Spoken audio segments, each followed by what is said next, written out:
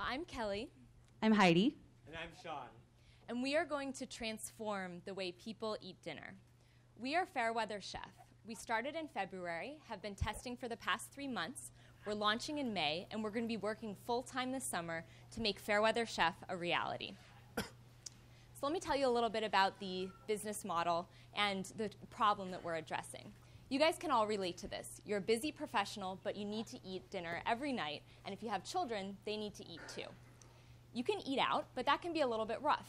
It involves a daily choice, it's often unhealthy, and it's pretty expensive. The flip side, grocery shopping and preparing your own meals, takes a lot of time and prep, and if you're like me, there's a lot of waste when half the ingredients go rotten. So what do we aim to achieve, and what's our customer value proposition? We want to be healthier than takeout, cheaper than Whole Foods, and easier than prepping your own groceries. We believe that customers should have access to all three of these things and that there shouldn't be a trade-off between them. The first thing we did was we looked in the marketplace to see what else was out there, and we found some solutions that sort of work. Here are 2 examples, both of which have gotten a lot of VC funding lately. The first offers fresh produce delivered to your workplace, but they don't offer a full meal solution.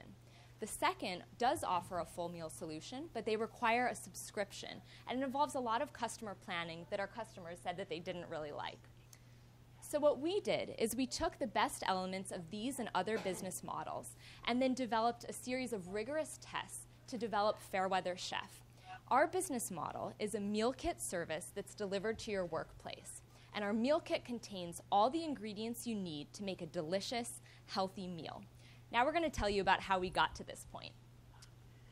So, of course, being the entrepreneurs we are, we wanted to get out onto the field very quickly. So we developed our initial pilot test, and we were really focused on 3 things: the customer value proposition, the distribution channel, and the cost structure. On the customer value proposition side, we wanted to make sure that we created a product that actually fit the pain point that we described. We wanted to have vegetables that were chopped, condiments that were measured, and recipes that allowed you to actually cook in 15 minutes or less. And we also wanted to test that there was demand for this type of product, selling at a price point of about $10. Of course, it wasn't just about the product, but about how easy it was to get these products in the hands of our consumers. So we tested a distribution model that made it really easy for the consumer to pick it up at the end of the day at a convenient location, either near their work or their workplace. And the business model that we wanted to pursue was something like a roaming ice cream truck that came to a convenient location near you, and you'd be able to pick up the meal kits on demand. Of course, in the MVP setting, we did something a little lighter. We bought a cooler that we carried around various parts of the HBS campus and sold these meal kits. We had a whole host of assumptions and hypotheses, but they generally fell into 3 buckets: the product, the demand, and the distribution side. Here you'll see some pictures of the meal kits that we created. We actually used a out-contracted personal chef who created the recipes for us as well as the meal kits, and you can see some pictures here. And here are some pictures of our happy customers who were really valuable in providing us feedback. We learned a ton from learning this test, much more so than we would have learned if we were just ideating in our rooms. And some of the results were positive, and some we had to really learn from. On the positive side, we saw that there was actually demand for this type of product. We did some light marketing to about 120 people, and were able to sell out of all 20 meal kits we created. On the product side, we saw that it was possible to create these meal kits, but the cost structure was just a little too high for us to be able to do this in the short term. And on the distribution side, while the model we had was quite convenient, we saw that it was sometimes difficult to capture the attention of the people who were unfamiliar with the meal kit concept. Lastly, as we really thought about this, we realized that the demand might actually have been somewhat falsely positive, given that we had a really captive audience in a highly trafficked area. And if we were trying to recreate this using an ice cream truck that would go to a random corner of a street somewhere, we might not be able to generate the type of demand we saw. So what did we do? Of course, we did a little pivot. We retested some of the elements we had tested before, as well as some new ones, and there were 2 major changes we came to. The first was that we decided to move away from the model of buying our own ingredients and getting our own supplier or our own chef to create the meal kits, to one in which we would get a contracted supplier. This meant we could decrease our costs and also pass off some of the inventory risk. Secondly, we decided to change the distribution model. Some of our consumers said they were excited about the model, but that it would be even more convenient if we maybe got to their workplace. We were also thinking actively about ways that we would be able to capture an audience that we can market to in a concentrated way and also be able to use economies of scale. So we thought about moving to a B2B2C business model in which we would partner with companies who would give us access to their employees, who we would then sell directly to be able to sell at much greater scale than in the ice cream truck model. We came up with a whole list of new assumptions and hypotheses, and of course, we went back out onto the field to do more testing. Great. So now that we had these new hypotheses, we needed to test them in the market. And we've talked to hundreds of consumers, and we've done in-depth interviews of 30 minutes or more with 53. And these come from a variety of backgrounds. So we obviously talked with consumers, but we also talked with HR and office managers about how they would like this in their workplace. We talked with food experts, supply chain experts, even a startup that was somewhat similar to ours that failed, to talk about why they failed. And using these takeaways, we wanted to really understand, is there demand for this service? So we created a survey that we distributed to 10 companies in San Francisco and Boston. And we wanted to test these different demand elements. We were very excited to see that 57% of survey respondents said that they were likely to purchase a Fairweather chef meal. But we know there's a big difference between intent to purchase and actual purchase. So we used Nielsen data to scale down this to a Nielsen-adjusted penetration rate of around 8%, which is similar to some of our competitive reviews. We were very pleased with the willingness to pay and the number of orders per week that we saw. And the reason that we're so excited about this business model is because, as Heidi mentioned, we have a captive audience at the employer. We also have the opportunity to take advantage of economies of scale with mass delivery. And the scalability is huge because we can reach thousands of customers at once with one partner company. So this is valuable for us, but why is it valuable to our partners? And are they actually interested in doing this? So when we talked with dozens of employers, we heard a few things. First, we heard that employers really want to support work-life balance and healthy lifestyles, so they've been developing a lot of wellness programs. We also heard that employers want to compete for talent on the basis of employee perks, and so this was an easy, free solution for them. So this is how our revised business model works. We have a supplier in Wellesley that we contract out these meal kits to. Employees order online, we deliver by 5 p.m., and they just pick them up in their office kitchen or lobby. We validated our demand, as I mentioned. One of the things we haven't mentioned yet is that VCs have invested a lot in this space and have really ramped up funding to up to about $350 million last year. We also have in-progress partnerships. We've talked with 8 employers in Boston and are continuing conversations with 6 of them, including the ones listed here, all of which have demonstrated interest in potentially being our launch company, and now it's up to us to decide which one's the best fit. We've also validated our supply. We're very excited about our white label agreements, and we've talked with suppliers in the Bay Area as well. So now that we've validated these, we're ready to launch. We're very excited about this, and we'll be launching in Boston in May with a small set of partner companies. We're testing these, we're continuing to test these and refine, especially the target segments, which are young professionals and dual-income families with kids. So we held off on scaling up our technology earlier so we could refine the business model. And now that we're launching, we're ready to ramp that up.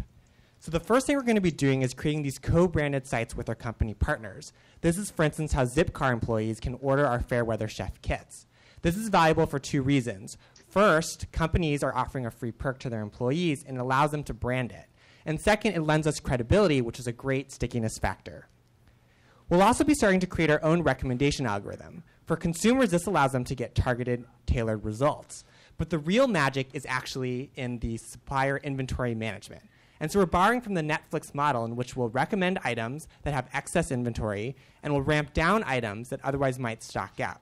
And this helps us achieve our cost advantage. So why is this exciting? Well, the impact we think is huge. At the scale that we expect to reach by the end of summer, we expect gross profits of, on average, about $3 per meal kit. What does that mean? Well, that means that an employer of average of 500 in size, that allows us to get revenue of $84,000 per year. And with 15 partners, which we expect to have by the end of year 1, we'll be making $1.23 million in revenue. In the slightly longer term, if we're in 10 cities with 100 partners in each of those cities, and I should mention that that's actually conservative given that we're taking a deep regional approach, that gives us $84 million in annual revenue, which we expect by the end of year 5. And on a more macro level, we see that this is the right time to launch a business like this. Consumer trends are moving towards healthy living, with healthy eating being a big part of that, as well as market trends. 85% of employers are now investing in wellness programs with plans to expand even further. And the biggest trends we see in today's society around healthy eating and work-life balance are exactly the sweet spot of Fairweather Chef. We believe businesses have an important role to play in changing the future of society, and we truly believe that Fairweather Chef will play an important role in this process.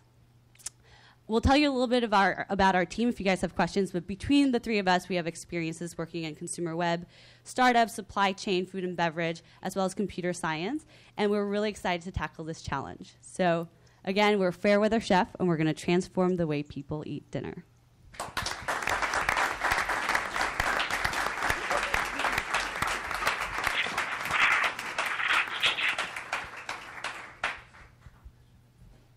All right, I guess I'll lead off, and then in future presentations, other judges can lead off. You did a lot of nice testing in the beginning of your model, but at the end, I was really questioning, for example, you showed the Zipcar page and the supplier inventory management.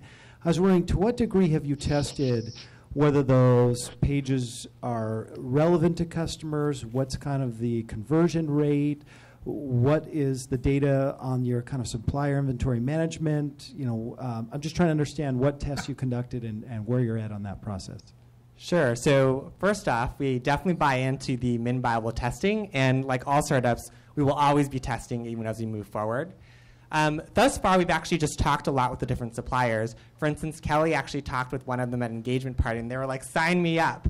And the real advantage they wanted to do is just, I think so far, basically, we've talked with a lot of different companies, and they've expressed a lot of explicit interest on this.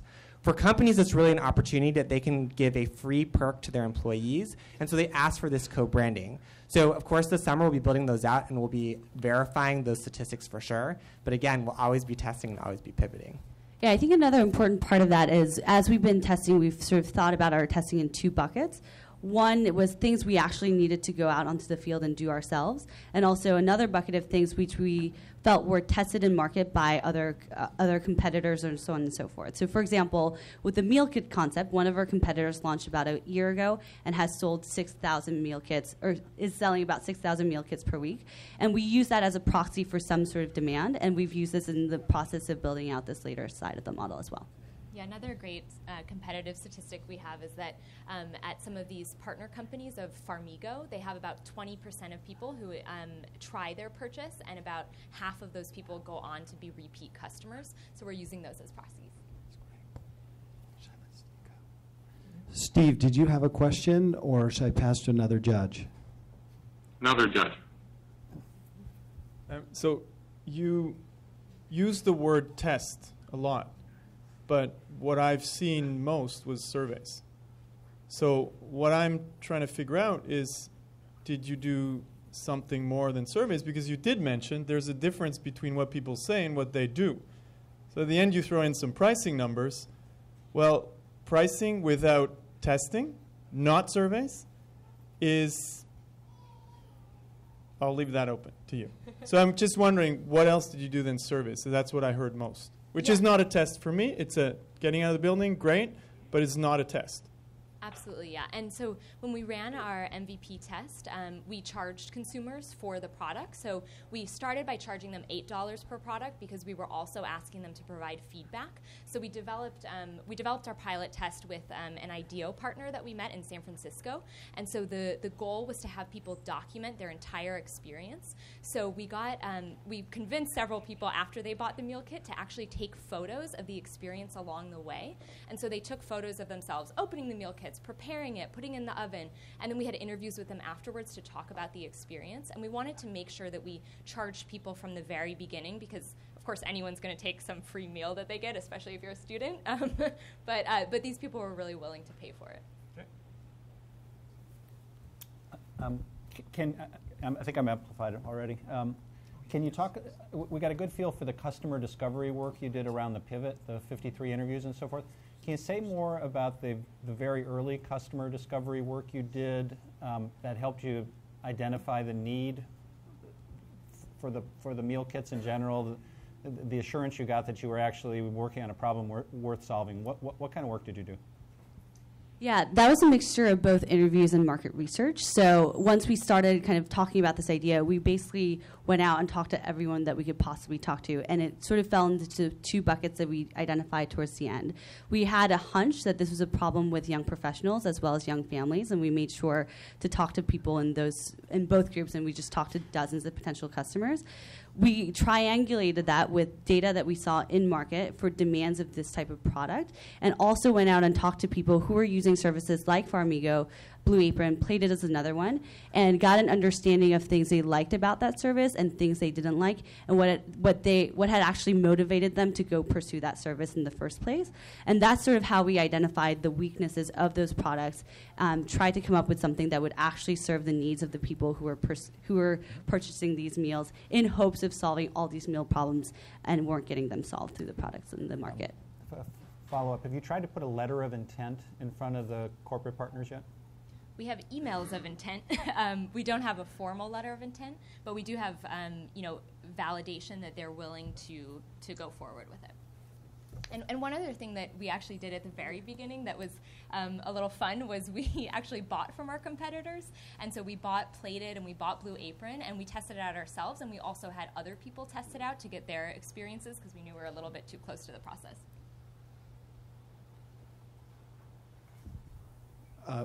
Steve, did you want a question, or do you want to pass? I'll pass on this one. Okay. I had another question, and then we're probably wrapped up on time. Do you have any sense of, your partners are sending you letters of intent? I'm curious, any willingness to pay? Because in some ways, if they were willing to pay some small portion, that might indicate even greater kind of commitment to what you're doing. Yeah, that's for sure something that we're exploring. So we're actually exploring two options with the partners, and this is, I think, in the long term what makes this really attractive.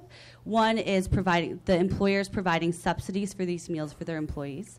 The second is actually working with the insurance providers of these employers so that we can bring down the insurance premiums by providing evidence that their employees are eating a lot healthier. And this is something we see with wellness programs today with employers who provide perks for gym membership and preventative care and so on and so forth. We have kind of had those initial discussions with our partners. It's not something we want to formalize at this stage without having fully tested the model. And I think really our goal in this beginning stage is to fine-tune a model that we can scale very quickly rather than trying to come up with many models which could fail. And so in this process, this will be definitely an active part of the discussion, but not something that's being pursued directly right now. That's great. I actually realized I had one follow-up question. On the Zipcar page I saw, I just wanted to clarify, is that actually in testing and you're selling meals to customers, or is that in preparation? So right now we only have the static page up before, so we're building these out and should have them by the end of this month. Okay, but Zipcar customers aren't buying the meals yet, right? Okay, I just want to make sure I knew. Thank you.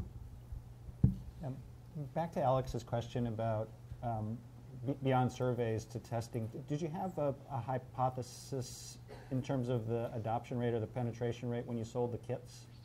Was there did you know what a failure would look like with a threshold level of purchase? Yeah, so we wanted to target around 100 customers with a marketing message, and we got 20 meals hoping that we would sell 10 at least. We knew that HBS is not the perfect place to test this, just like any MVP test is not perfect. So we thought that we would get a higher conversion here than other places, and we definitely didn't expect 10% in the actual market. But we're actually really surprised that we sold out of all 20 of the meal kits. Great, thank you so much.